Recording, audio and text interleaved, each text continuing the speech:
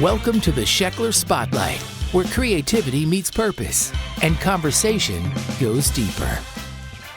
Join host Harrison Sheckler as he sits down with inspiring guests from all walks of life, artists, thinkers, musicians, and everyday heroes, to explore the stories that shape us, uplift us, and connect us. Now here's your host, Harrison Sheckler. Hi, I'm your host, Harrison Sheckler, and welcome to another episode of the Sheckler Spotlight, where we dive into the stories of people making an extraordinary impact with their lives. Today's guest is Matt Chenard, a business, leadership, and life coach for Christian men. He helps Christian entrepreneurs build lives and businesses that align with their faith and values, so they can lead well both at home and in the marketplace. Matt is a husband and a father, a former competitive hockey player, a lover of good coffee, and someone who deeply values time in the mountains and meaningful conversations about life and purpose.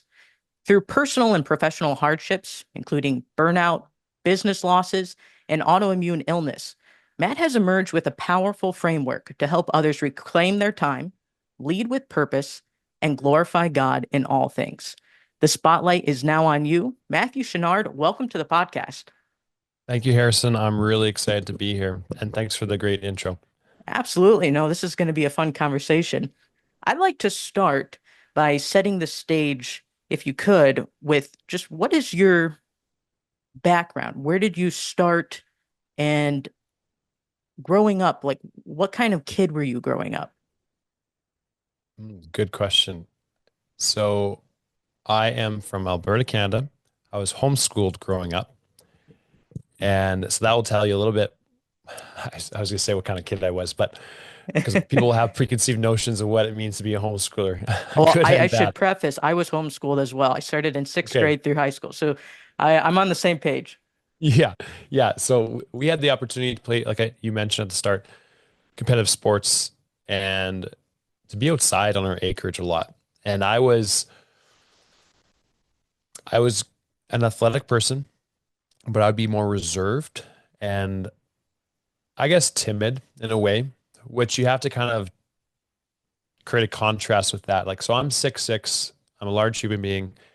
So you wouldn't think that I would be timid if you were to meet me. But growing up, I would have been a more timid, withdrawn person in social settings, not wanting to be seen, not wanting to make mistakes, not wanting for people to talk about me.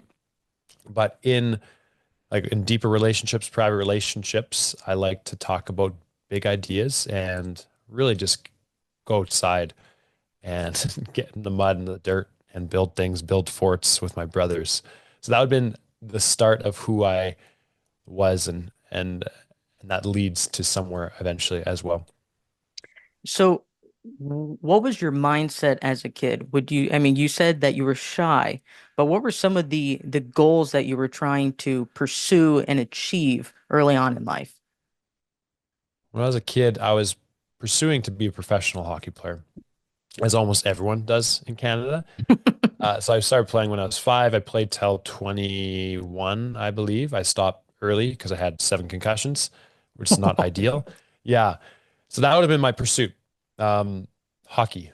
We played hockey a lot and played other sports, played baseball, but my ambition would have been hockey. And that, so I shouldn't paint it as if I didn't talk at all, but I would even suppress some of my gifts and talents on the ice. Like I'm a bigger player, so scouts like that, but I didn't play with a lot of confidence outside of what I knew I was already good at. I didn't want to make mistakes. I didn't want to be seen. So that would have been something that pairing the shyness, or I guess more timidity in that, and not really stepping fully into what God had given me at the time. So where do you think the shyness really comes from? Is that just you wanting to put yourself into this box or limiting yourself where you're trying to do the right thing and maybe you not overstep? Or I don't know if that ties into a personality, or was it outside influences, parenting, or Where would you say that comes from? Yeah, good question. I wouldn't say parenting. Great childhood, great upbringing, really great home in that way, like in all ways. It's really hard for me to pinpoint. I think it's more of a personality trait, honestly, for me. And I think I write it off as timidity and shyness. But I think from a young age, I didn't really resonate with, I don't know how else to say this, how a lot of people acted Mm, and presented themselves.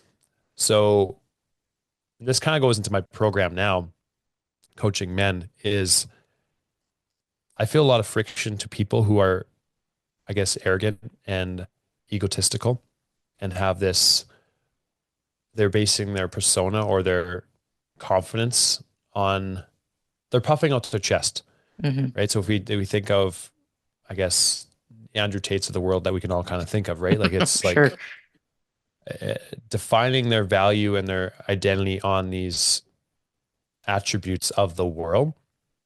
And I think a lot of that for me, I resisted, right? At the Mm, time when I was younger, I didn't have a way to filter out the difference between confidence and arrogant, egotistical based characteristics, if that makes sense. hmm. So where was the turning point that you would say that this timidness or shyness kind of you were able to gain that confidence? What time in your life did that come into play? So I went to a Bible school. I played hockey there at the end of my hockey years, and I signed up for voice lessons actually. Voice lessons. Okay, that will Yeah. definitely Yeah, I signed up for a definitely a way to branch class out. for voice lessons. So if we list, like someone were to ask me when I was younger, my greatest fears, it would be public speaking. Like that for sure would be my greatest fear. So at the time, someone else on my hockey team was mentioning that they had joined voice class or voice lessons or this big class. I was like, you know what? I need to do this. It's going to get me, because what's more intimidating than public speaking? Probably singing Yeah, in that's front the of next people. level. Yeah, Yeah. that's the next level. I was like, okay, let's do it. So I signed up for it. And the funny thing is, I showed up for the first day and he wasn't there. The guy I signed up to join with, the guy who said he did end up coming for the later ones, but I was like, oh man.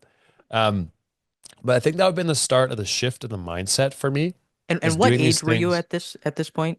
20, You're 20. 20, Okay. 21. Yep. 21. And then, so what I started to do is I started to do different things that would get me outside my comfort zone in Mm, that way, like that, saying yes to more public speaking things, saying, and going into a career for a short period of time. So I was on CrossFit seminar staff. I don't know if anyone is going to be familiar with that. So I was on CrossFit seminar staff, and you have to present every single weekend. mm.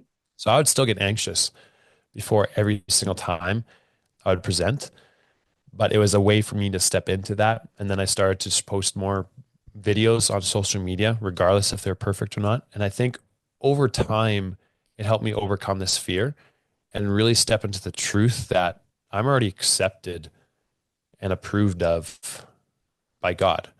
I don't need to be seeking affirmation, approval from the world. So I know mentally, and I heard that growing up, but then as I got repeated exposure to these practices, it started to become more of a reality and a truth for me. I'd like to dive into the faith aspect. So you Yep. said you went to a Bible college, right? Yep. So growing up, was faith always present in your life, or was it something that was just kind of like, well, parents took us to church and then, we checked off our box going to church every Sunday. What was it like for you? Yeah, I would say we had strong Christian based family. We would go to church every Sunday. It was an important part of our lives, but I wouldn't say I really understood or grasped, right? Like I accepted the quote unquote Jesus to my heart at 5 years old. But I didn't really understand what this all meant, like to give my life to Christ, repent of my sins, and surrender into that until I was honestly in my 20s. Mm. Even like in Bible school, like learning more theology and diving deeper into like hermeneutics and all these different things, it helped me intellectually. But then I think when the rubber met the road was when we went through those struggles of all the lockdowns. Because for those listening, I own a gym business as well. That was like, okay, I I can't actually control as much as I thought. Because I would like to think I'm a pretty savvy entrepreneur and problem solver, and I would meet for over 5 years, just almost on the daily. Like, I don't know what to do next. Like, Lord, please help. I don't, and not that my faith was tied to him getting us out of a circumstance, but knowing and understanding that that is actually all I need Hmm. in this world. Everything else is a bonus, right? To seek the kingdom of God, and everything else will be added to you. And I think that transformation started to happen, and my faith became my relationship. My faith became more real to me.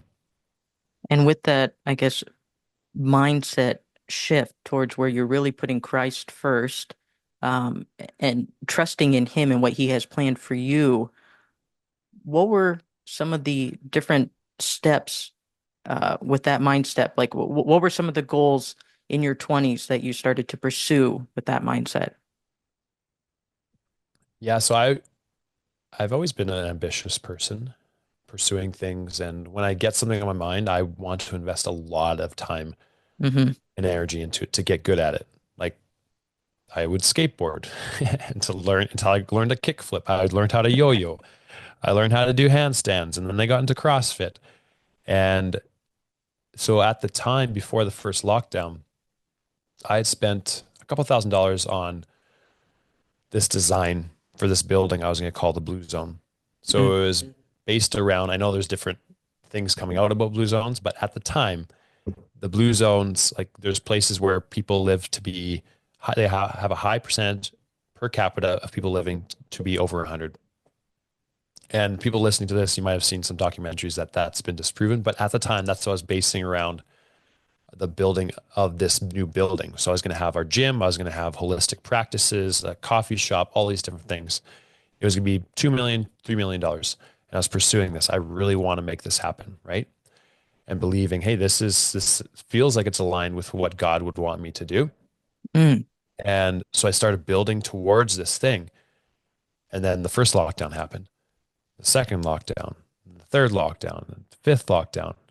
And eventually at some point, I just figured, I thought to myself, I don't want to build that big thing anymore. And it doesn't have to be this grand, huge thing to be impactful for my family and the kingdom. So that was a really big shift for me in holding everything with open hands. I still want to pursue, I still want to dream, I still want to build and be creative and create. But now I try to have a posture of pursuing excellence, pursuing things, having dreams, having visions, and building towards those with people, but then holding it with open hands and being like, I want this to be glorifying to you. Check, like, help me see my heart to see if it's a good thing or if it's just for me. Because I would rather be obedient in that before I have to go through all the process of it being from a place of selfish desire and ambition. Mm. And so, what are some of the programs that you've um, presented for people to join and to pursue some of this, I guess, this like-mindedness? Yeah, I've had a lot of iterations over the Yeah. years. Like I said, I own a brick and mortar gym, Hmm. and we have fitness, mindset, nutrition, coaching there. And then that adapted to me to I eventually started to get into mindset. And then I went to what I called purpose coaching, which is life coaching for Christians and non-Christians. And then I met a point in the road where I couldn't bring someone past a point in life coaching without a relationship with Jesus. And I Hmm. wasn't going to charge them to share the gospel and disciple them in that way. So I shut that successful business down. And then I refocused into business and leadership for Christians and non-Christians. And then just in the past couple of months, I've had people reaching out to me who are Christians asking me for life coaching as well. I was, okay, maybe I need to lean into this a little bit. So that's when I started to build this other program I'm calling the Resilient Man Program as of right now. It's designed for Christian entrepreneurs to really, and it's difficult. If those listening who are creating offer statements, if you're a coach, it's difficult at times, like to create an offer statement. And right now it's, hey, I want to help them become rooted in Christ so they can pursue excellence in everything they do without it becoming an idol or their identity. Mm. So holding everything with open hands. And that means mentally, physically, spiritually, relationally, and professionally, like pursuing excellence, glorifying God with how they work, but not getting to the point where they start to wrap their identity and significance and security and hope in money, in their net worth, in their social media following or anything like that, to operate from a place of glorifying God. And then the other part of that offer or program is to help the entrepreneurs and business owners, if they want business coaching, create a gap between how much time they spend versus how much money they make through systems, building a team, and creating a plan so that they can not become a prisoner of their business that actually adds value to their life instead of stealing it from their family, their mental health, and their physical health. I think that's a really good point because there's so many people struggling with that work-life balance. And I think we're always just on the go, go, go. I mean, I have friends and family members who they're super successful in their jobs, but they go to work and they bring home work with them as Yeah. well. And like you said, there's that mental struggle, and you need that balance. And I think it's interesting that you are not just focusing on just the work-life balance, but how Christ, and Christianity for you personally, is brought into that balance.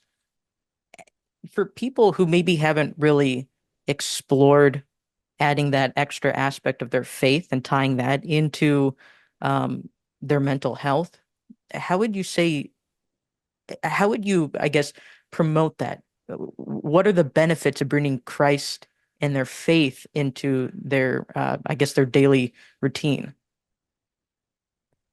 Yeah, that's a really good question. And we're talking about mental health. I'm not an expert by any means. I uh, I think, let me say it this way. I think a lot of times we tend to fixate on one area of a person Hmm. instead of looking at the holistic or the whole picture.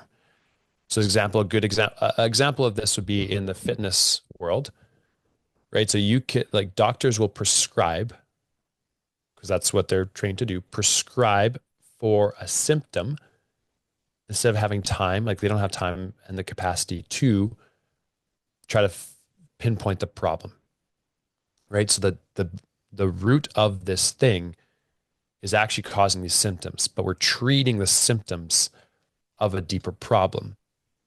So when you talk about mental health and you talk about mental well-being for, let's say, entrepreneurs, driven entrepreneurs, like it's a big thing, like anxiety, worry, depression, all these different aspects. It's hard to say exactly what that's tied to, Mm.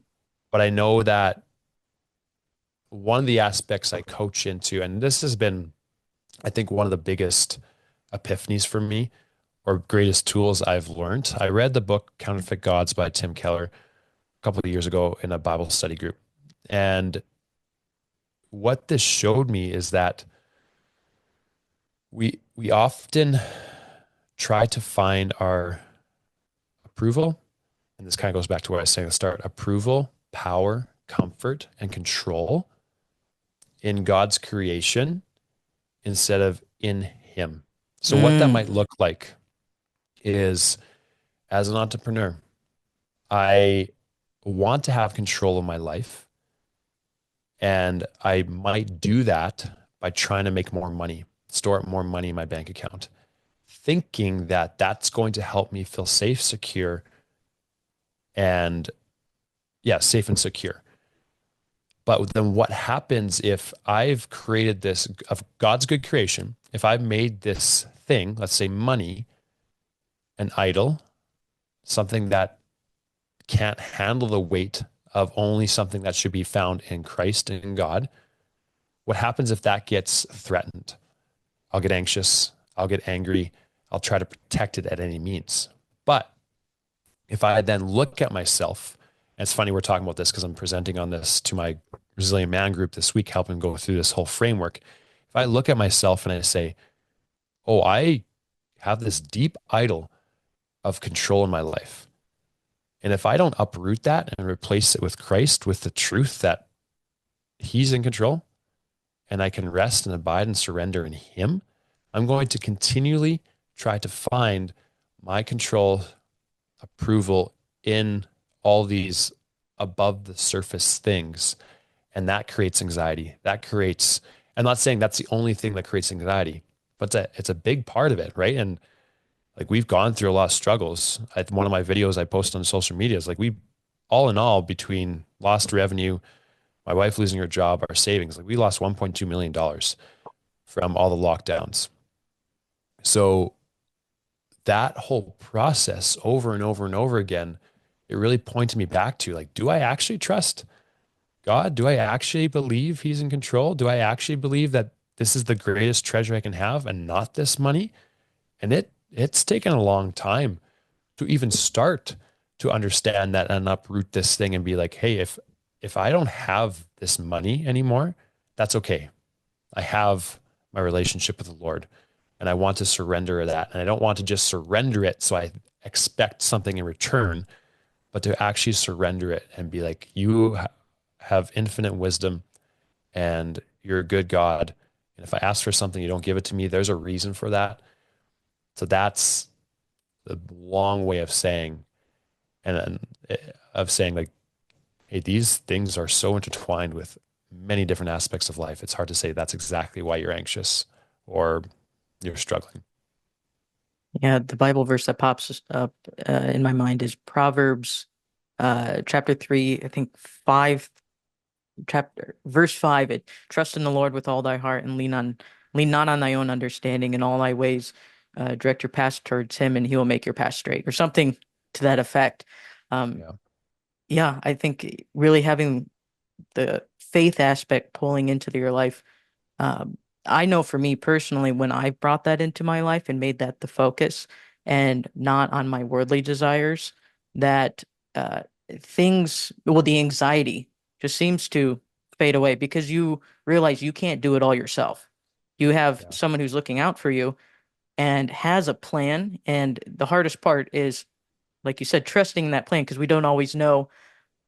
We think we have an idea of what we want is the way, but he has a plan and it may look maybe quite a bit different than what we're Yeah. looking for. And I think that's one of the biggest struggles. Now, you mentioned some of the hardships that you had to deal with, especially during the pandemic, losing over $1 million.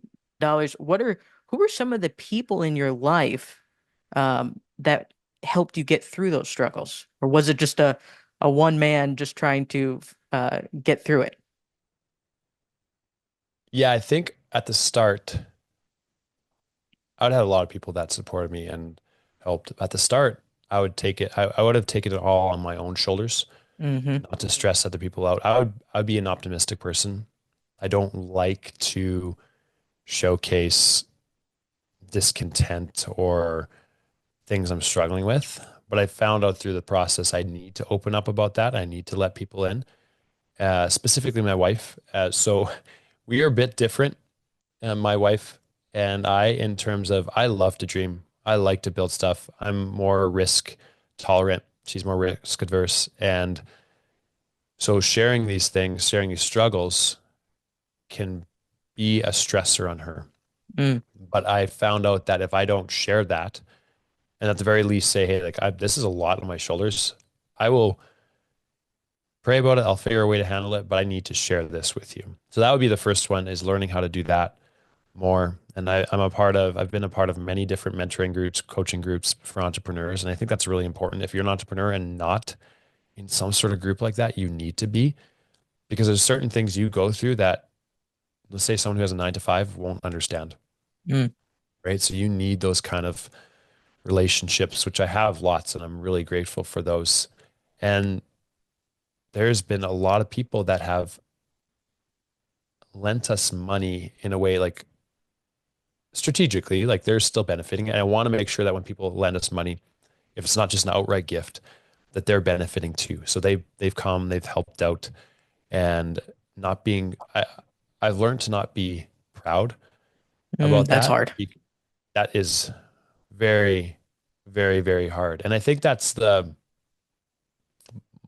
most difficult thing. And I still wrestle with, right? Because what people don't realize about all these lockdowns is it affects you in the time, but it also is going to affect you for years and years and years. Like you don't lose that much and it not affect you. So we're still going through a lot of it. And to be able to be open about that with some people, it's been really helpful. Even just sharing it on a platform like this. Hmm. Like before, I would have never shared that because, well, what will people think of you? What will they say? But I'm finding out more and more people need to hear others talk about this stuff. And I know I have a bigger following. I know I have a bigger platform to use. So I've been sharing more openly, not everything. I'm not putting my dirty laundry out to dry, but more openly of the struggles and things I've gone to because that resonates with people. It might not be exact same situation, but everyone's going through something. Like you get the closer to the inner circles I get of really successful entrepreneurs and people in this world, well, they all go through something. Like you can't believe that everyone on social media is always happy and that they're just rocking it in every area of life. No, there's a lot of struggle. And I think we need more people with influence sharing that and being open about that. Well, one of the things that attracted me to you is that you were more real with your struggles and on social media, and I think that it attracts other people too. So, when did the attention on social media or these like viral moments where you started realizing that, oh, maybe my message is actually resonating with others? When did that happen? Yeah, when did that start to take place? Yeah, I remember, was that 2018, 2016, circa 2017, let's say. Hmm.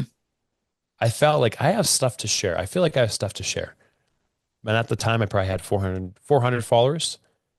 And I was waiting, mentally, I was waiting for till I had this bigger following and this confirmation that I had something to share before I started sharing.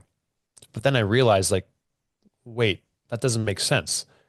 You have to start sharing as if you're already there, right? Hmm. And not sharing because you have a big following, but sharing because you feel like God's put something on your heart and you have something of value, a story to share. So that's encouragement to anyone listening. If you're holding back of sharing because you feel like it's insignificant or not important or you don't have a bigger following, it doesn't matter. It's the one person you impact, not the potentially millions of people that might see your video. It's the one person that's impacted. So I went in with that mindset. Okay, it's the one person on the other side of the screen that could be impacted from this. So I committed to myself and my wife that I was going to post daily. And I did that for almost 6 or 7 years. And over time, I got better at storytelling. Like we all intake information through story. And you read in the Bible, right? Like they're sharing stories. There's vulnerable stories, there's open stories in there that really help you feel understood and help you understand God's character more. So that's what I started to do is sharing more of this, more openness and not just, hey, do these 3 things so you can get over this problem. But hey, I've been through this problem. This is what I did. And this is how much it sucked. And yeah, until next time, earn your dopamine, my whole sign out thing. So What would you say some of the reception from the people has been? Like, have there been any? Has anyone reached out to you? Shared some of their experiences? yeah, people have shared experiences. And one of the things that was really cool, it has been really cool to see is just people like reaching out saying, and this feels like I'm a bigger deal than I am, but I know God's using my platform, but saying like, hey, this video saved me, like literally saved Wow. my life. I'm like, oh, okay. And I, like, as an entrepreneur, I can get fixated on, like, I understand business. Mhm. I understand that attention leads to opportunities, to conversations, to being able to sell your course, being able to sell your program. But I've been learning to become way more excited about those, and not fully there yet, about those comments, those DMs, than I am about potential business opportunities. My flesh says, well, that doesn't lead to anything, but spiritually and knowing like, no, that's its life saved, right? Like that's a huge thing. If that's not what I'm here for, then why am I building this platform? So yeah, been some really cool messages. And someone just sent me a message the other day. He took one of my videos and wrote a whole blog post about it too. So there's been some really cool things that have come from it. I think that's awesome to see how you're affecting people in a positive light. And one of the biggest things that I see is we are in a pandemic of loneliness. And Yeah. I think that can honestly, I mean, social media can lead to more loneliness, or it can be used in a positive impact on loneliness by connecting people. I mean, you're in Canada, I'm in the United States. Yeah. Um, we want to have that opportunity if it wasn't for social media, but it's really how you use that platform. And I see that you're using this, your own platform, for something very positive and giving back to others, which is also a very um, selfless act, I would say. And it either could you could either like you hinted towards be very proud in the way the response that you're getting, or you could give to others like you're doing. So I props to you for the Thank you. platform that you created and the path that you're on. I think it's really cool. Um, Now, on the fun side of things, really interesting thing is you do these ice plunges. And those definitely get a lot of attention because I think Yeah. everyone likes to be um, in their comfort zone. I mean, when Yeah. I wake up in the morning, the first thing I do is not want to take a cold ice plunge. Me neither. It's especially, I mean, you're in Canada, and I assume it's a little Yeah. bit colder than where I am in Kansas City right now. Well, how did that get started, and how does that tie into, um, I guess, your resilience and mental health uh, outlook? So I started doing cold exposure as a modality to help with an autoimmune condition. I had some chronic hives at the time. So Mm. among other things I was doing, I started to do cold exposure. And then I thought, okay, at the time I was still really timid, nervous about sharing social media content. So to get over that fear, I thought to myself, okay, why don't I get in the ice tub and share my thoughts and ideas? Let's pair the two and just expose myself to potential people making fun of me, mocking me, whatever it is, like these fears. So that's really how it started, is a way to help me overcome my fears and share these things that I thought could be of value to other people. Wow. So, what are some of the health benefits, though, of a what do you call it? An ice plunge or Cold, yeah, cold exposure, cold ice plunge. exposure? Okay. Um, yeah, there's lots. I mean, this is when anything gets bigger, it's going to be under scrutiny a lot more. Hmm. Um, I'm sure nothing in life is 100% good, meaning like there's can be negatives to it for sure. But from what I understand, it helps with inflammation. It helps. Well, here's the cool thing. It raises your dopamine by 250%. So from what I understand, if I remember correctly, that's the same as cocaine. Wow. So talking about mental stuff, yeah. So that's the same as cocaine. But from what I understand, cocaine crashes in like 9 minutes or something. Hmm. But there's a steady increase of dopamine from cold exposure for hours and hours and hours and hours. So that is actually my ending slogan, earn your dopamine, which I've created merch around too, is this idea, what I've found is if you can put resistance in front of this, I believe it's a neurotransmitter. Someone can Mhm. correct me if they're watching this. In front of this neurotransmitter, it's better for you. So, as an example, if I go on my phone, I'm getting dopamine hits Right. by scrolling and completing a task every time I do that. And people, there's very smart people who spent millions and millions of dollars figuring out how to make this thing addicting, right? So that's an easy thing. I can pick up my phone and go like this. That's a simple pleasure. Junk food, simple pleasure, easy to get, fast to get, really convenient, eat it quickly. I even think like things like gossip, like in the moment, it feels good. It gives you this good feeling. What else? Watching TV, all these different things, alcohol, which I'm not saying people can't have junk food, they can't enjoy a drink if that's what they like to do. But if it doesn't have some sort of resistance in front of it, it's really easy to get addicted to it. It's really easy. You're going to you feel gross after a lot of it. But I'm not going to continually get in the cold tub because it's really difficult and really sucks, right? There's a lot of resistance in front of that dopamine. When I have a deep conversation with someone, there is friction to that. Like it takes a lot out of you, right? This is a good conversation, but Mhm.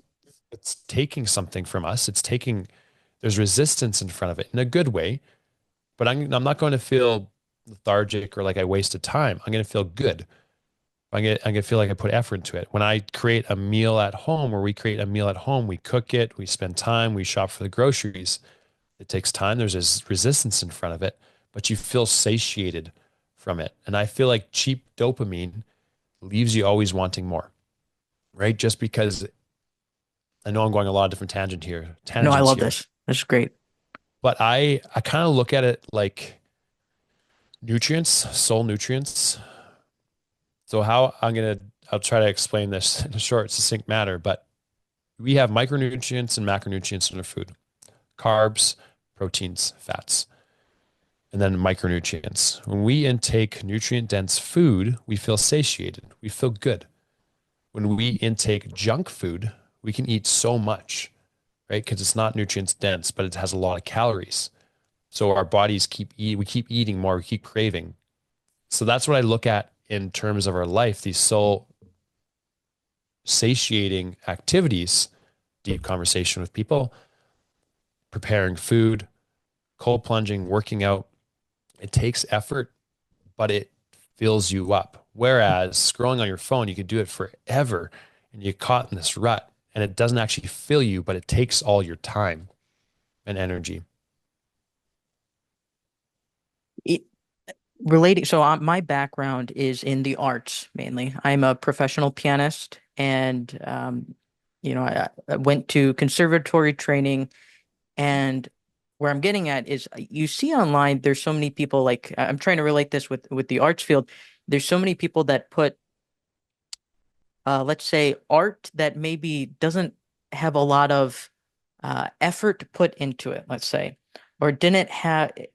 I guess the mindset that I have is anything worth doing is hard and takes time. That's my mindset. Uh, I think it was in the movie. I don't know if you know the movie A League of Their Own with the women's baseball team, and Tom Hanks is the manager, and he says the heart is what makes it great. Um, Mm. but you see this. There's so much, honestly, just junk art or junk music that's out there, and that and what I mean by that is it didn't take a lot of time and effort to create, let's say. Yep. It's very surface level. And it's Yep. a lot of the stuff, let's say, that we see on social media, and we're just scrolling through, and it's a quick hit, but it doesn't have that lasting impact. It's different from like the people that like Michelangelo and his wonderful sculptures and all of these wonderful artists that have made a lasting impact on us. It kind of goes along with like with are we feeding ourselves with the junk food, or are we feeding ourselves with this really substantial healthy food? And it's the same thing, I think, what we put in into our lives, whether are we appreciating art that really doesn't have it's more just surface level, doesn't really have a lot of substance? Or are we bringing in art that really has cultural, historical, um, thought-provoking impact on our life? And I think people, for me, I can relate it to the arts, and I think other people, if they take that mindset of trying to not just do go through the easy way of life, but whatever their profession or field is, trying to find the path that maybe has more resistance, but probably has a better um, return on investment in the end. I think that's a really good way to look at it. And so I think it's interesting how just that mindset that you have of taking the plunge, doing the hard thing that we don't want to do over time actually leads to positive benefits. That was kind of a long wrap around that I did there, but I do think it Yeah. relates to many people who aren't necessarily taking a cold plunge, but they're doing hard things in their life, or they're spending, to create a wonderful symphony that if you're going to compose a symphony, it takes months to compose a high level artwork. I think that's fantastic, Harrison. And I want to add into that, like the same kind of principle is, so I work with a lot of men. I work with men predominantly, Hmm. and purpose is a big thing that a lot of men struggle with, which can affect mental health, can affect your relationships, can affect a whole host of things. And this is what I kind of came up with is we often pursue something with the outcome in mind before pursuing, hey, is this aligned with how I've been designed and what I would actually find joy and fulfillment in, right? So we're pursuing the outcome to find joy and fulfillment instead of actually finding in the process and the practice. So example of this would be like you're talking about creating, I don't know if I'm saying this right, creating a symphony, like Sure, is or that, a really big musical piece or artwork. yeah, creating a huge musical piece. That's going to take a lot of time and a lot of skill, giftings, practice in that. But now with I can more or less go and create something. If my mindset is, hey, I want to make money off this because there's Hmm. potential here. But what I've done is I've just said that it's more important for me to make money from this to try to give me this fulfillment and security instead of saying, like, no, I've been given gifts by God to add value to people, to express his beauty, his creativity in the world. And that's the thing you want to do. And that's going to take time. So when you commit to the process, and I go through this, I call it purpose wiring, like understanding how you've been gifted, what you're good at, what you like doing, what does the world need. It's the Ikigai framework and Hmm. what you can be paid for. That's the sweet spot. So when you find something in the marketplace or professionally that uses all these things, you no longer are fixated on the outcome of this thing. You get lost in a good way and gain energy in a good way from the actual practice of creating this thing that you will eventually share with the world. Whereas what often happens is we get fixated on the promotion because it promises this money. We get fixated on retirement more in the macro sense because it's going to promise us this rest that we do desire that we can only truly find in God, and we're not going to truly fully find here on earth. Then we skip over the actual, all the things that actually will give us fulfillment from utilizing and stewarding what we've been given. And I think what you said there is it's really impactful. So my encouragement to everyone is don't pursue the outcome. Pursue who you are in the process, and the outcome will take care of itself. And you probably over time, if you truly do steward your gifts, you're going to be a master at your craft and you're gifted in it. People are going to find value in it and you will be paid well for that. But the great thing is you're not going to be reliant on that money in any way, shape, or form. You can use it as a tool and steward it to give back. I think that just gives you a lot of mental clarity in your life, and you're more content with the outcomes, not always trying to achieve a certain outcome, uh, it gives a certain balance. What are some of the programs? So you said your Resilient Man program, right? When someone wants to join this and pursue, more balance in their life, what would this program give them? Yeah. So like I mentioned at the start of this episode, I've had a lot of different offerings over the years. Hmm. So my overarching goal is to help entrepreneurs gain back time, right? But one of the things about that is you're the common denominator on your business and your personal life. So I want to focus on helping the person in more of a life coaching sense by integrating Christ into it to help them find more purpose, like we're just talking about. So they're no longer reliant on growing a huge business for the sake of growing a business, that it Hmm. actually aligns with the lifestyle and the way they want to spend their time. So some of the ways I do this, if at the center is this, I've been talking with a lot of men who say they struggle with having peace. So if there's this peace, steadfast man at the center, there's three problems that I see commonly arise: wandering without purpose, inconsistent in their habits, doubtful, indecisive person. So those are three problems. So then what I do is I help them with what I call purpose wiring, understanding how they've been designed using things like the Six Working Genius by Patrick Lencioni, the Five Love Languages test, and then the Ikigai exercise, and really just helping them put on paper saying, oh, like not everyone's created and designed like me. I have giftings in this area. Instead of suppressing those, I should lean into those with curiosity and spend more and more of my time there. So that's one part, purpose wiring. Then the next part is the discipline engine. So a lot of people have struggle with discipline, doing the important things that lead to something beneficial in the future. We get so fixated on instant gratification. I'm going to Hmm. do this thing now. I'm going to procrastinate on this thing because this needs to be dealt with here and now. What I've found is we often have urgent things in our life today because we fail to prioritize the important things years prior. And it's going to be the same thing in the future. If you fail to prioritize the important things now, it's going to become an urgent problem you have to reactively prioritize later.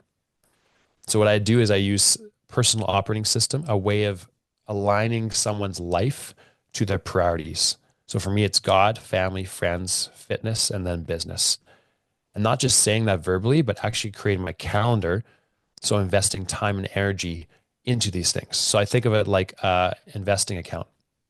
If I put money into an account and it has interest gaining, it's going to have a payout in the future. But if I'm Hmm. continuing to take a withdrawal, I'm going to be in debt, and that's going to come with a host of problems. So if I don't work out and I don't put time on my calendar as a priority to work out, I'm going to be okay for a little while, but eventually that's going to pop up in my life with chronic pain, some mental stuff, sickness, chronic diseases, all these different things.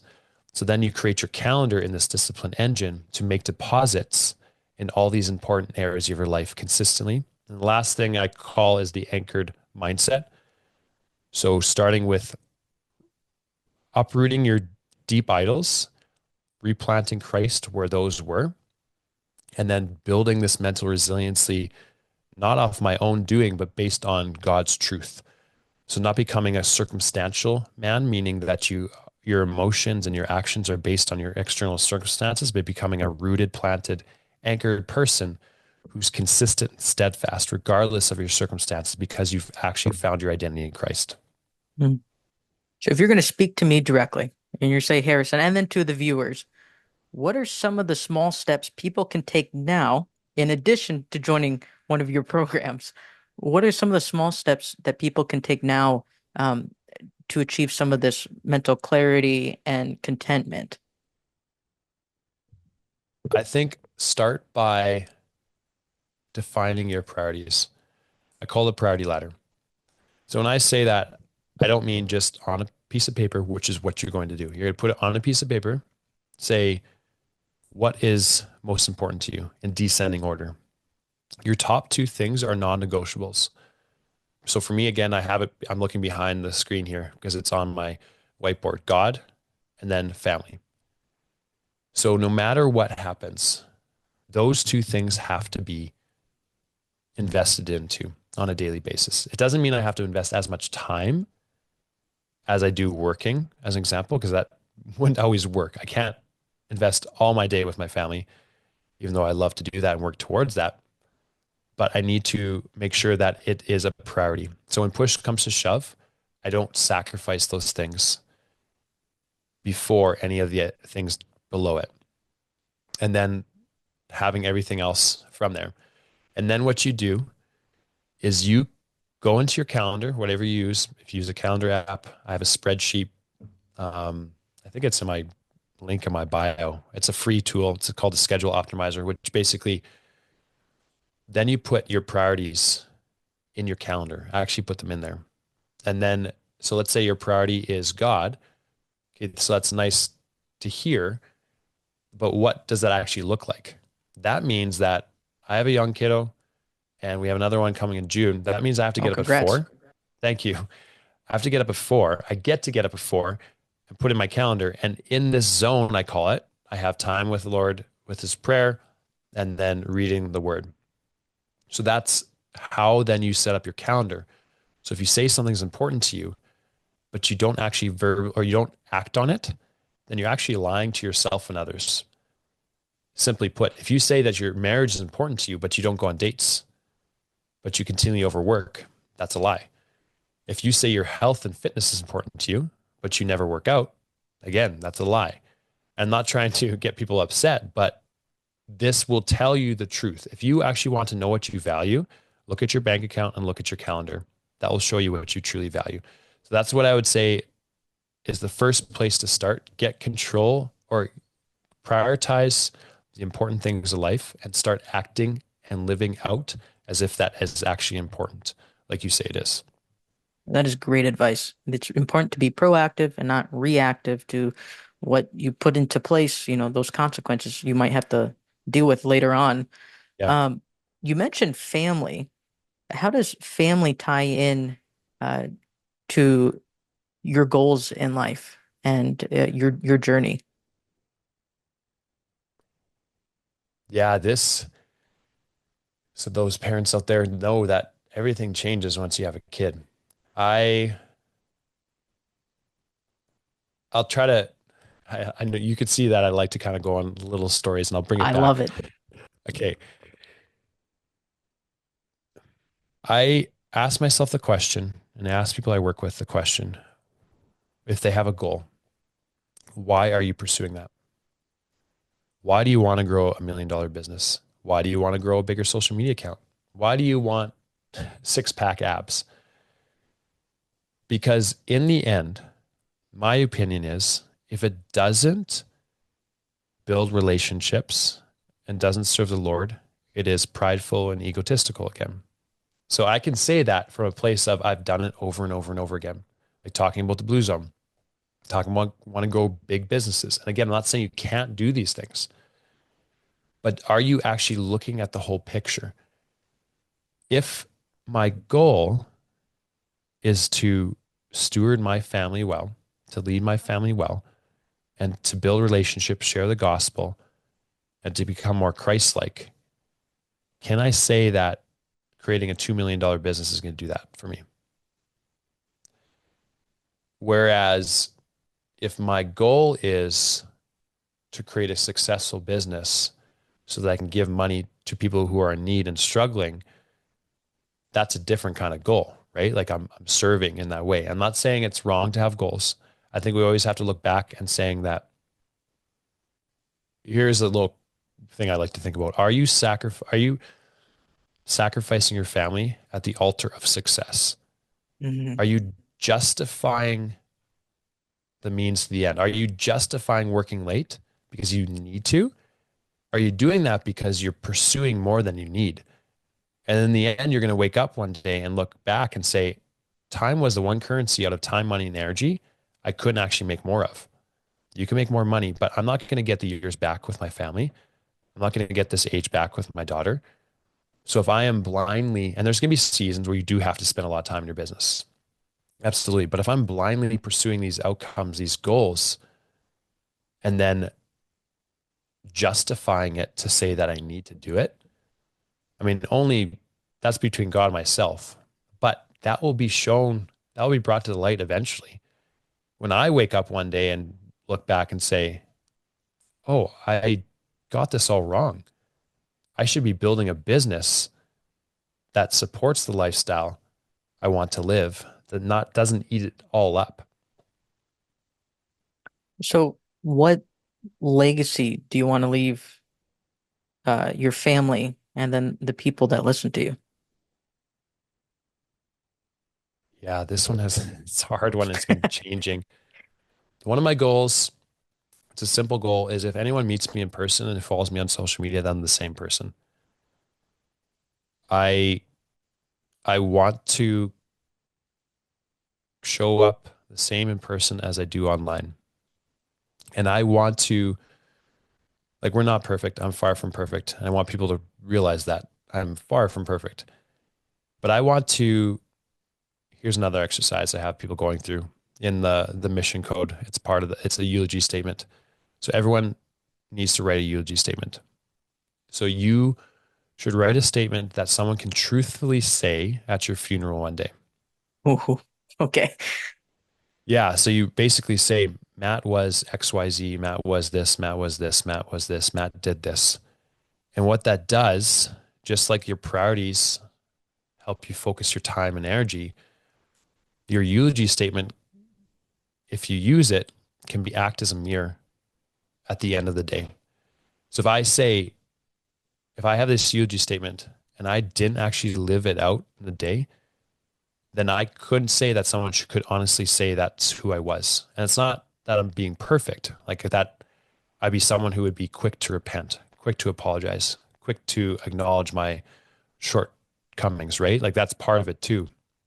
So I think the legacy I want to leave is that I actually stewarded everything to the best of my abilities. And I think that's it. Like, well done, good and faithful servant. Like that whole thing. Like, let me steward everything well. Let me walk and act and talk like I truly believe God, who he says is who he says he is, and that I can rest and abide in that and just know that nothing I've created is of my own doing. Like I have to have a part in it, but he supplied everything for me to get here. He supplied everything and steward my gifts, my talents, my connections. So to not get prideful in that and to just hold everything with open hands and quickly be able to do that each day. That is such a humbling and honestly beautiful way to look at the way we live life. The going through the process of writing essentially your own eulogy, Mhm. that's kind of enlightening to me. I never really thought about that as like the reflection of a mirror of, I have this mindset of what I'm portraying to others, but is it really what maybe they're seeing from me? And it kind of makes you have to take a step back and really reflect on the impact you're having on um, other people's lives. And the biggest important thing that I believe is our relationships with others. Um, Yep. and how are we being Christ-like? Yep. Are we being that light to others and how he would want us to interact with others? Uh, and also we talked about you have to have that resistance um, when we're trying to pursue bigger goals. Well, one of the hardest goals is to be a Christian and to live a Christian life glorifying God. I mean, there's so many people out there. They say, I'm a Christian, I love Jesus, here's my bumper sticker that says it. Yep. Um, but to actually take those steps, like you've done in all of your different programs, and to actually take the initiative to follow Christ and to change things in my life to make me a better person, that is probably one of the hardest things to do in your life. It's, but it's life changing. It's the ultimate goal to follow him and have honestly a peace of mind. Yeah. Yeah. And I think it's beautiful what you're doing to help people realize that. So just thank you for everything that you're putting out there and being genuine with us. We appreciate it. Thanks, Harrison. I appreciate being here and this conversation. This was great. Yeah, absolutely. Now towards the end of my podcast, I like to do a 1 minute rapid fire round of Do it. questions. Are you Yeah, I got up for some this water. little challenge? Yeah, I'll get some water first. Okay. Water Ready. for all that quick talking, right? Okay, here we go. Let's see if we can I'm gonna get my timer up. Okay, so I have 1 minute. We're gonna start. And here we go. Are you a morning or a night person? Morning. Favorite book lately? I'm reading Disciplines of a Godly Man. Do you have a favorite Bible verse? No, not that I can think of off the top of my head. That's okay. Oh, sorry. Yes, I do. Oh, okay. Your pure joy, my brothers and sisters, whenever you face trials of many kinds, because you know the testing of faith develops perseverance, and perseverance must finish this work so you may be mature and complete, not lacking anything. That's in James somewhere. Okay. Oh, you just one thing people often misunderstand about you. Misunderstand. I'm a lot taller in person. You'll see me online all the time. And what is one skill you wish you could master instantly? Jiu-jitsu. Ooh, that's a good one. And then ice bath or a sauna? Sauna. Okay, that surprises me. So that's 1 minute. That was good. And so Thanks. why do you pick the sauna? Is it the easier way out over the ice bath? Oh, it's way more desirable. Okay. I don't like cold exposure. I really don't. Well, that's funny. Well, Matt, this has been such a wonderful conversation, getting to dive deeper into your mission and all the great things that you're doing with your programs. I love hearing how you're balancing your faith with also your goals, and I think it's really important for listeners to, explore that idea of maybe bringing more of their faith in to their life journey. So just thank you so much for everything that you've been doing. Thank you, Harrison. This was fantastic. I appreciate being here. Absolutely. Thank you. Thanks for listening to the Sheckler Spotlight with your host, Harrison Sheckler. If you've enjoyed this episode, be sure to subscribe, follow, and share the show with a friend. New conversations drop regularly, so stay tuned. And thanks again for listening and being a part of the journey. Follow Harrison Sheckler on social media and visit harrisonsheckler.com to learn more.